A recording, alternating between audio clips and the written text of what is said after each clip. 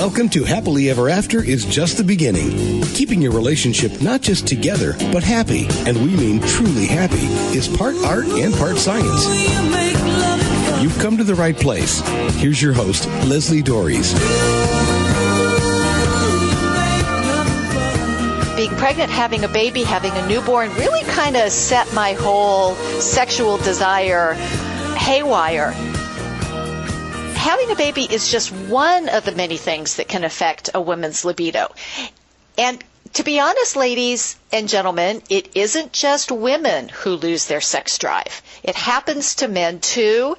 And so to talk about why this happens and more importantly, how you can get your sex drive back, I'm joined by marriage coach J.D. Jay, thank you so much for being on the show. Oh, thanks for having me, Lesley. So part of the reason why I wanted you on the show is because I read a lot of other marriage people, how to have a great marriage, what are the kinds of things that cause problems. And the two, as you I'm sure know as a marriage coach, two of the biggest things that cause problems are money and sex. So money we're going to talk about with somebody else on another day. But I ran across your post, Where Did My Sex Drive Go? And I just went, okay, I got to get Jay on the show because you address what is meant by the term sex drive. And you start with a term that you called arousal non-concordance, which is a lot of big words. So what is arousal non-concordance and why should we care? Yeah, okay. Lots of times we use the term sex drive, and what we mean is really a whole bunch of different mechanisms that all work together. And we kind of group them all together and say, oh, this is sex drive or this is libido. And it gets really confusing because then we try to compare our sex drive to somebody else's sex drive. And we're trying to compare apples to apples, but we're not. We're kind of comparing a basket of fruit to somebody else's basket of fruit. And okay. So, one of these things is arousal non-concordance, which is not a new concept at all. I think the term was coined in the 70s. So this idea has been around for decades, but nobody's talking about it. And arousal non-concordance is basically this idea that your body can be aroused and your mind can be aroused, and those don't always happen at the same time. In fact, a lot of the time they don't happen at the same time at all. I think the stats that I've seen are in men, the overlap is about 50%. And they're the higher of the two. Women, of course they are. Of course. And for women, it's closer to like 10-15%. It's pretty low. I think this is because for men, if their body gets aroused, they get an erection, and that's a very noticeable thing. You immediately know right away because all of a sudden your pants get tighter. Right. And you start running into things. And but with women, it's a little bit different. It's not quite as easy to tell that your body's getting aroused, that blood's all of a sudden rushing to different areas, or that you're starting to lubricate, or something like that. So I think this is my guess, and I haven't seen anywhere out there anybody else making a better guess. That I think that's the reason why men's concordance, why their mental and their physical arousal kind of stay on the same page more often. Well, is that because, and I know that one of the other things that researchers have found is that men tend to be more visually stimulated. So on some level, their mind and body are already a little bit in agreement because, hey, I'm looking at something, it's exciting me, I'm into that feedback loop. But with women, it's not necessarily as visual, or the mental desire or physical desire could be triggered by something else. Is that? Yeah, that's true. Like men, their mental desire is often triggered by visual things. Not all men. Right. I do have some men that contact me and say, "Hey, I'm not really turned on by visual things. Am I weird?" I'm like, "No, you're not. You're not weird. You're just not average." Well, and that's another thing that people get so confused about, and because that's always a question I get. Am I normal? And it's like, yes. Oh, I hate that question because it's not about normal versus abnormal. It really is kind of average. It's that typical bell curve that we see for all kinds of things, where most people fall here, but you might not fall there. And and especially with all the mixed messages I think we get about desire and just the whole sex intimacy package, that there's just really not much information out there where people can go, oh, this isn't, I'm not unusual. And this was one of the things when my friend said, yes, you'll want to have sex again. It's like, okay, yes, there's hope. But, and I know one of the other things that I've run across is the idea that the studies were always done on men, so it was desire, arousal, orgasm, rest. Yes, but males are the default sex drive medically for some reason. And that for some women, that arousal and desire are flipped, that they actually don't feel desire until they are starting to be physically aroused. Which when I heard that, it went, well, this explains a lot. Yeah, and I always use the term like responsive versus spontaneous desire. Right, which was where I wanted to go next, because you talked about this. And so what is the difference between responsive and spontaneous desire?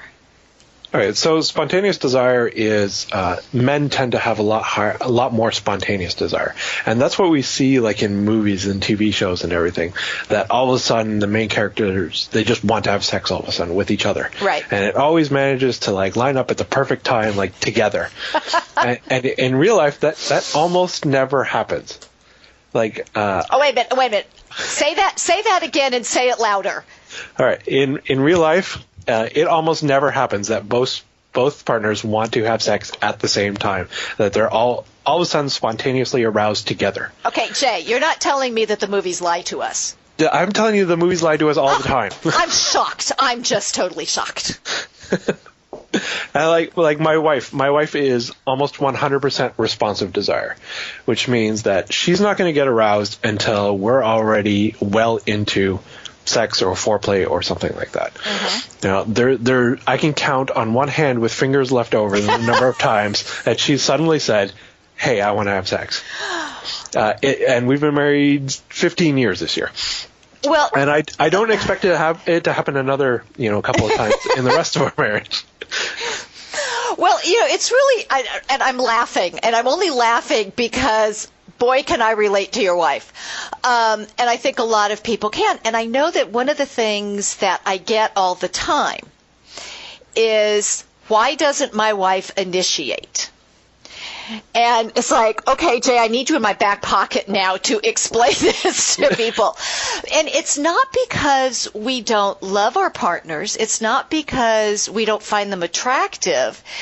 It's just because that's not necessarily what's on the top of the agenda. Yeah, it just doesn't pop into your head. Oh, I should have sex now. Like right. It just, and I even wrote an article once saying, somebody asked me, well, who should initiate? And I always said, there are three ways you should initiate. One is you want sex. The other one is your spouse wants sex. And the third is maybe neither of you do want it right now, but you both know you need it. Because sometimes, you've been having a fight or something like that, or you're growing disconnected and it's just busy and nobody's thinking about it right now. But if you did have sex, it would reconnect you and reground you. Yeah, and that's really an interesting statement, because for a long time, my position has always been, if the answer is not a definite no, it should be a yes. For that reason, because once you start connecting in that way, once you open yourself up to being intimate with each other, one, we get that whole oxytocin release and that bonding hormone, but we're actually paying attention to each other, and we're opening up the possibility for this wonderful way to connect. And so people look at me like, you mean I should say yes even if I'm not in the mood? I said, yes. Definitely. I mean, because you can get there. Well, especially if you're one of these women whose desire and arousal are flipped, one, I always tell people, well, it's a nice gift to your partner, and two, you might end up enjoying it. So I don't know how many husbands email me saying, their description of when their wife wants to have sex is when all the stars align, because it's like this huge cosmic event that only happens like once every 90 years or something like that. And it's usually that way that they think, oh, well, I'm not feeling like I want to have sex right now, so that means we're not having sex right now. Well, and that's one of the frustrations, I think, is that the person who either has the lower desire level or the one who wants it less actually controls that and controls the amount. And I think that does an awful lot of harm in relationships. Yeah, I agree. One of the first articles I ever wrote about this topic was, is sex a need or a want? Ooh. Yeah. Ooh. That's a toughie. It got a lot of people upset, and it got a lot of people going, yeah, that's exactly what I'm feeling. Like, people love to love it or hate it. Nobody was sitting in the middle. But I basically said, and people would argue, well, it's not a need because you won't die if you won't have it. And I said, yeah, you're right. It's not a personal need. Well, I think it's a marriage need. Well, actually, I'm going to respectfully disagree with you because I don't know if you know about this experiment, and I cannot think of who did it. But it was done in the late 1950s or early 1960s, where they took baby monkeys away from their mothers when they were like 3 hours old, and they put them in a cage where they had the hard wire, cold mommy monkey that had the food and the soft, warm, cuddly mommy monkey, and the babies almost starved to death because they didn't want to leave the warm, cuddly monkey. So the idea that, nobody will die from lack of sex, but it isn't necessarily the same as saying it's not a need. I don't know if you're familiar with Willard Harley and his book, His Needs, Her Needs, or Abraham Maslow and his hierarchy of needs and the belonging needs. They are needs. Now, you're not going to die without them like you will if you don't get food or water, but you'll fail to thrive. Yes. And the relationship will die. Yeah, and you personally will fail to thrive. And so I think that's a really important thing for couples to understand. That because I think Dr. Harley talks about sexual fulfillment as being one of the emotional needs, and affection is also in there, and so there is a physical component of the emotional connection in a relationship. Yeah. Interesting. I'm sure you really were met with, what do you mean I have to do this? And that's the other thing. I have to do this. It's that's a very interesting perspective when we're talking about relationships and marriages specifically. About how do we include our partners, and how do we, and again, how do we even talk about this? Because you're talking about this responsive versus spontaneous desire, and the understanding that sort of has to be in place just for, you work this way and I work this other way. And how do we make it work, find a mutual way that we both are feeling good and loved and cared for in the relationship. Yeah, and that's a difficult part, because I think a lot of people, they get into relationships not because they want to love someone. It's because they want to feel love themselves. Like, most of us get married for very, very selfish reasons. Mm-hmm. I know I did when I got married. I was just like, yeah, that girl. I want that girl forever. I want it. Like, it's me. Right. And it took quite a few years to realize this is not about me. It actually works better when you flip it around and you say, no, I want to give to this person for the rest of my life. Oh, if we could just get people to understand that, I think you and I could probably put an end to most divorces if we could just get people to understand that. Yeah, I've never believed the concept that people are incompatible. I think people have too much pride and they're not willing to live for the other person. Yeah, I was having a conversation today about irreconcilable differences, and I said that's a false statement. Almost anything can be reconciled if you're willing. So yeah, the irreconcilable difference is their attitude. Exactly. So, well, this is Happily Ever After is just the beginning on webtalkradio.net. I'm Lesley Dorys, and I'm talking with fellow marriage coach JD about the complicated issues of libido, desire, and intimacy in a long-term relationship.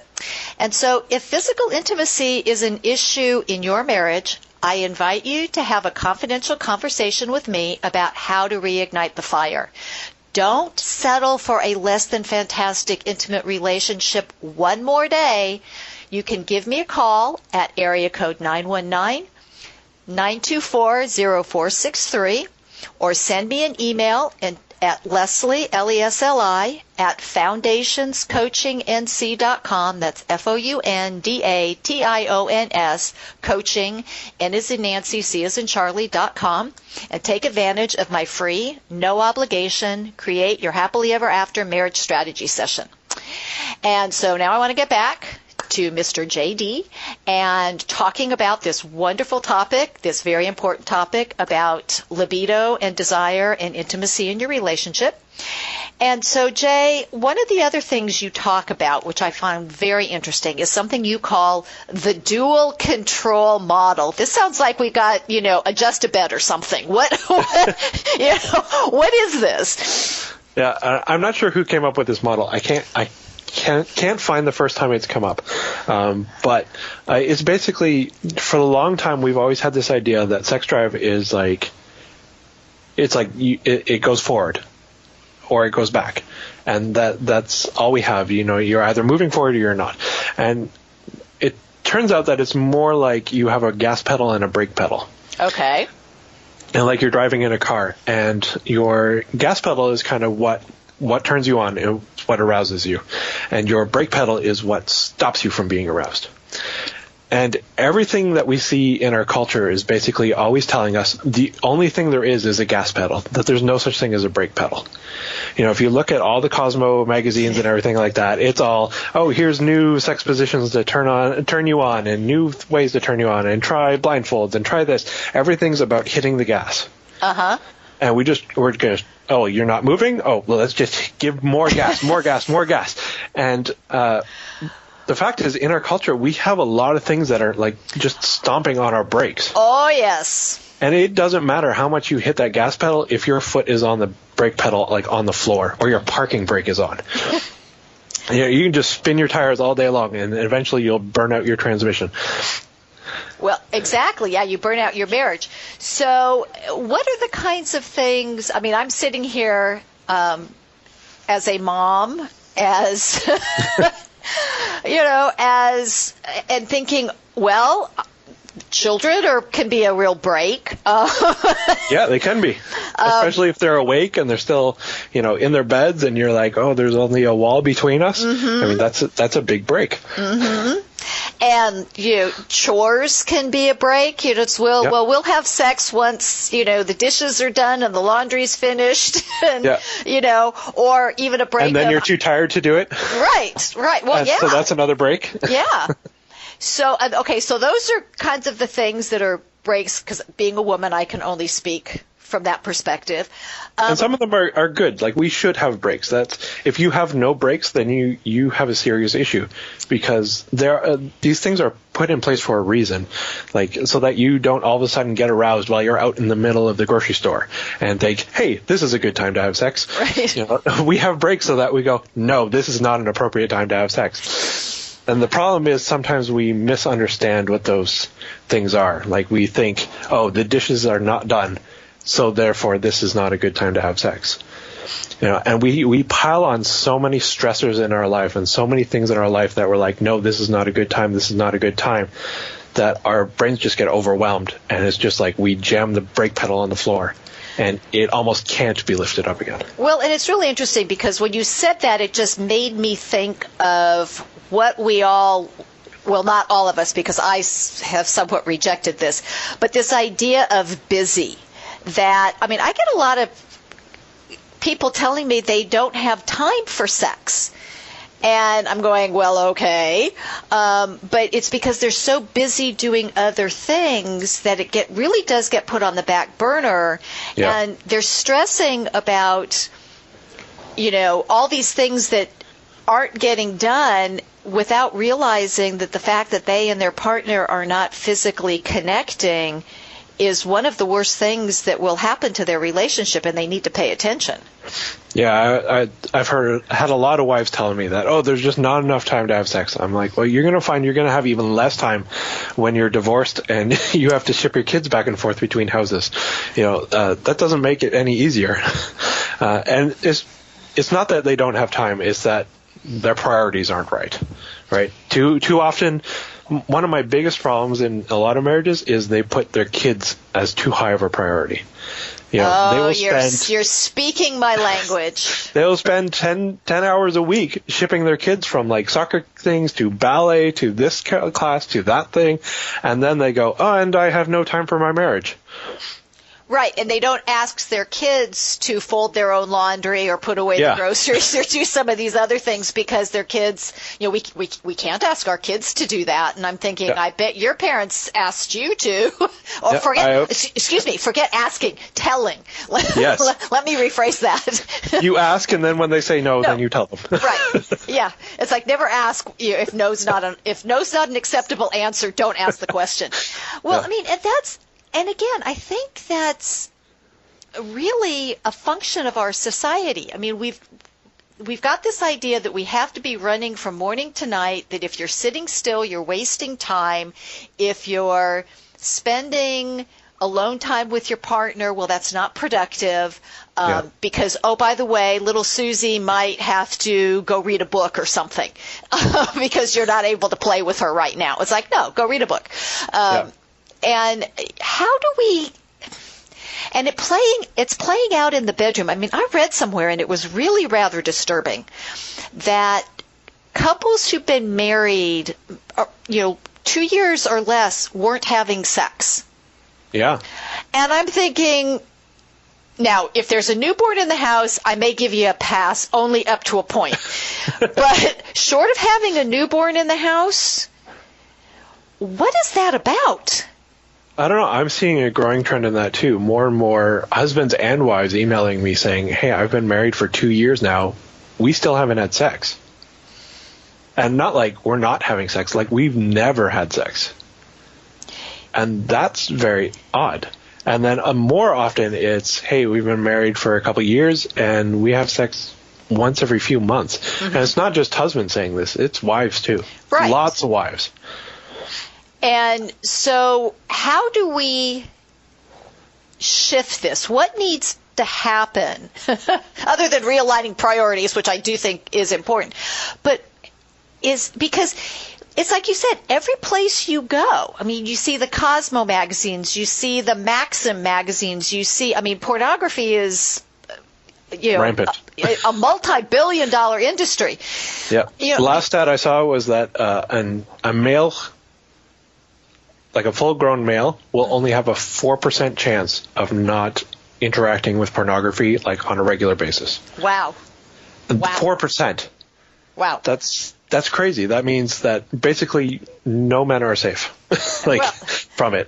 So is it because have we substituted, or is it, because, people's, I'm sitting here like blah, blah, blah, babbling because I'm just so stunned. I don't even know how to put my thoughts together around the reason why most of us want to be in a relationship is to have somebody to care for, to be cared for, to feel loved, to be loving. And part of that is that physical interaction. Now, I realize that we have, varying levels of, wanting to be touched or wanting to have sex, and, it's on a spectrum, like everything is. But I think that's an important part of feeling connected, and we seem to be like heading over a cliff away from all of that. I think we're growing up now in a culture that we want the good feelings, but we don't want to be intimate. Okay. Right? We want all the benefits of intimacy without any of the risk of intimacy. Because intimacy is hard. Intimacy requires being vulnerable. Yep. It requires being so close to someone that they could destroy you, basically. Mm-hmm. Like, maybe not physically, but emotionally. And people are terrified of that. And that's really interesting, because I will tell people, the minute you love somebody, you have given them the power to hurt you. Yes. And that's a good thing. Well, yeah, it's not. Well, I mean, and I've been hurt. I'm not going to lie, and it's not a pleasant feeling, but it's also made me who I am. Yeah. And we can only grow if we hit a setback. Pat Conroy, who wrote the book My Losing Season, talks about this as, the reason that losing all those basketball games at the Citadel set him up to be able to handle the loss of his mother, because he understood what those hard feelings were, and now we're trying to protect everybody from ever being hurt, and in a way we're protecting them from growing. Yes. People run away from conflict now because we've termed that conflict is a bad thing. Right. And conflict isn't a bad thing. Conflict can be a really amazing thing as long as it's handled appropriately. But our culture is now teaching us that conflict is bad, run away from conflict, which means vulnerability is bad, which means intimacy is bad. Right, but everybody all we want wants it. Is, well, we want all the pleasure from intimacy without the actual intimacy. And I think that's why we're seeing all these problems. Interesting. That it's so much easier to just go and watch porn or masturbate instead of actually getting into an intimate relationship. Because you get this nice little dopamine boost, and you get an orgasm, and you feel good, even though it's kind of an empty feeling. Right. But at least you don't have all this risk. Yes. But they don't understand that the long-term risk of this, it's so much bigger. But we don't think long-term. We only think about me, now, I want what I want. Right. And learning how to do this, like you said, in your relationship, it took time. And I have to be honest, in my marriage, it took time. And I hate to tell my listeners this, but as you get old, as your body changes, because if you're going to have a baby, your body's going to change. There are certain health issues that you can have. I mean, we don't stay, as much as I would like to. I would like to have my 26-year-old body back, but we don't stay 26 years old or 24 or 30. And so it's a constant learning process, which on some level makes it fun because you're not actually having sex with the same person. You are, but they're changing and you're changing, so you are, but you're not. Yeah, I always say God gave me the best gift in a wife because it's a puzzle that constantly changes every day. Right. I can solve it every single day and never get bored. Or at least attempt to solve it. So some days I fail. Right. And so I think that this is such an important thing for people to understand, which is why I'm so glad that you're out there doing the writing and that you agreed to be on the show.